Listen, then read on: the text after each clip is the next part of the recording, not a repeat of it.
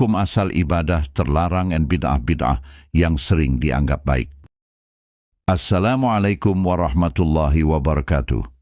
Saudaraku kaum muslimin rahimakumullah, banyak orang hari ini rajin beribadah, semangat beramal, bahkan rela mengorbankan waktu dan harta.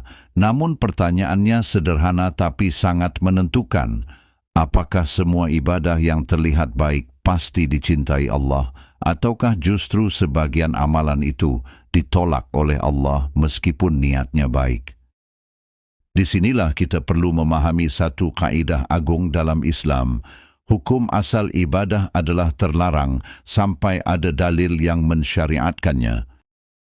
Kaidah agung ibadah. Para ulama Ahlus Sunnah menetapkan kaidah al-aslu fil ibadati at-tawqif wal man' hatta yadulla ad-dalilu ala mashru'iyyatiha. Artinya, hukum asal dalam ibadah adalah terlarang dan harus menunggu dalil sampai ada dalil yang menunjukkan pensyariatannya. Artinya apa? Kita tidak boleh beribadah kepada Allah kecuali dengan cara yang Allah dan Rasulnya contohkan. Allah berfirman, Am lahum syuraka'u syara'u lahum minad din ma lam ya'dhan bihillah. Quran Surah Asy-Syura ayat 21. Artinya, apakah mereka memiliki sekutu-sekutu yang mensyariatkan agama yang tidak diizinkan Allah? Ayat ini mencela siapapun yang membuat ibadah baru tanpa izin Allah. Rasulullah bersabda, Man ahdatha fi amrina hadha ma laysa minhu fahuwa raddun. Hadis riwayat Bukhari dan Muslim. Artinya, barang siapa mengada-adakan dalam urusan agama kami sesuatu yang bukan darinya, maka ia tertolak. Perhatikan, bukan hanya salah, tapi tertolak, tidak diterima oleh Allah. Hadis lain, hadis riwayat Muslim nomor 1718. Man amila amalan laisa alaihi amruna fahuwa raddun. Artinya, barang siapa melakukan suatu amalan yang tidak ada perintahnya dari kami, maka amalan itu tertolak. Hukum asal ibadah terlarang. Kaidah ini dikenal dengan ungkapan al-asl fil ibadati at-tawqif wal man' hatta yadulla ad-dalilu ala mashru'iyyatiha. Artinya, hukum asal dalam ibadah adalah tawakuf, menunggu dalil, dan terlarang sampai ada dalil yang menunjukkan pensyariatannya. Maknanya, tidak boleh beribadah kepada Allah kecuali dengan dalil. Akal, perasaan, tradisi, mimpi, atau kebiasaan tidak cukup untuk menetapkan ibadah. Ibadah harus ada dalilnya. Sesuai contoh Nabi SAW, tidak ditambah atau dikurangi. Penjelasan Imam Mazhab Imam Malik rahimahullah, Man ibtada'a fil islami bid'atan yaraha hasanah, faqad za'ama anna Muhammadan khana risalah. Artinya, barang siapa membuat bid'ah dalam Islam dan menganggapnya baik, maka sungguh ia telah menuduh Muhammad SAW berkhianat dalam risalah, karena agama telah sempurna. Quran Surah Al-Ma'idah ayat 3. Al-yawma akmaltu lakum dinakum wa atmamtu alaykum ni'mati wa raditu lakum al-islam dinan faman idturra fi makhmasatin ghayra mutajanifin li ithmin fa inna lillaha ghafurun rahim. Al-Quran Surah Al-Maidah ayat 3. Pada hari ini telah kusempurnakan untuk kamu agamamu dan telah kucukupkan kepadamu nikmatku dan telah kuridai Islam itu jadi agama bagimu karena agama ini sudah sempurna diturunkan oleh Zat yang Maha Sempurna, maka tidak ada lagi inovasi, penambahan dan pengurangan dalam ibadah. Imam Asy-Syafi'i rahimahullah, Al-aslu fil ibadatil hadri illa ma warada bihi syara'. Artinya, hukum asal ibadah adalah terlarang kecuali yang disyariatkan oleh syariat. Imam Ahmad rahimahullah, La yutaqarrabu ilallahi illa bima syara'. Artinya, tidak boleh mendekatkan diri kepada Allah kecuali dengan apa yang Dia syariatkan. Penjelasan Ibnu Taimiyah rahimahullah, Ibnu Taimiyah berkata, Al-ibadatu mabnaha ala at-tawqif wal-ittiba' la 'alal hawa wal ibtida'. Artinya, ibadah dibangun di atas dasar mengikuti dalil dan menunggu perintah, bukan berdasarkan hawa nafsu dan bid'ah. Majmu' al-Fatawa 180.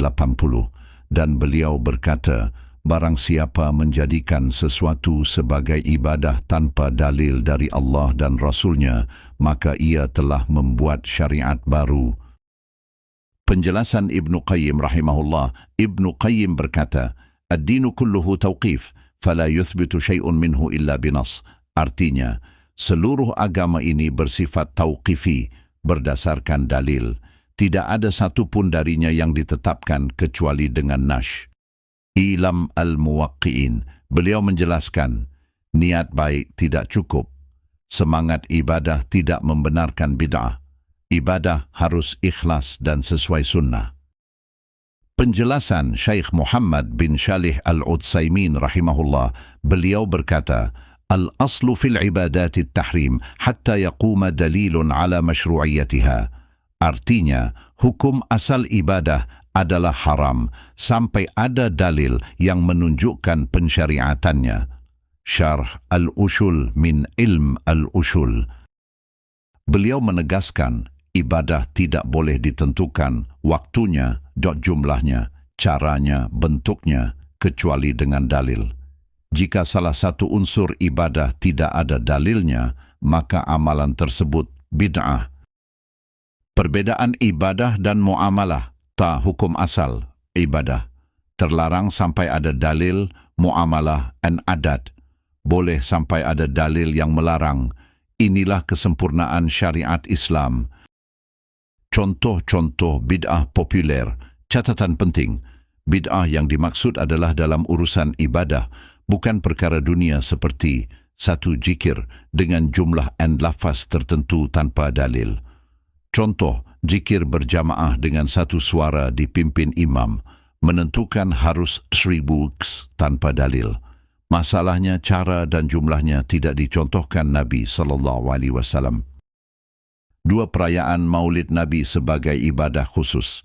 Cinta Nabi itu wajib, tapi menjadikannya ibadah rutin tahunan tidak pernah dilakukan. Nabi SAW, sahabat, tabi'in, imam mazhab, cinta Nabi dibuktikan dengan mengikuti sunnahnya, bukan menambah ritual. Maulid Nabi SAW pertama kali dilakukan oleh Syiah pada zaman Bani Fatimiyah di Mesir. 3 tahlilan kematian hari ketiga, 7, 40, 100, 1000. Tidak ada satu pun dalil sahih. Tidak dilakukan para sahabat. Bahkan memberatkan keluarga mayit yang sunnah justru membuatkan makanan untuk keluarga mayit, bukan sebaliknya. Pengertian takziah adalah menghibur keluarga ahlu musibah dan bukan duduk bersama mengirim bacaan Al-Quran dan tahlil yang dihadiahkan kepada si mayit. 4 doa bersama setelah salat wajib secara rutin. Nabi SAW berzikir sendiri-sendiri, bukan berjamaah terus-menerus. Jika dianggap sunnah tetap dengan zikir berjamaah bid'ah. 5. Mengkhususkan malam atau hari tertentu dengan ibadah tanpa dalil. Contoh, salat khusus malam nisfu Sya'ban, puasa khusus dengan keyakinan pahala tertentu tanpa dalil sahih. Saudaraku, bid'ah sering tampak indah, tapi kebenaran bukan diukur dari banyaknya pengikut.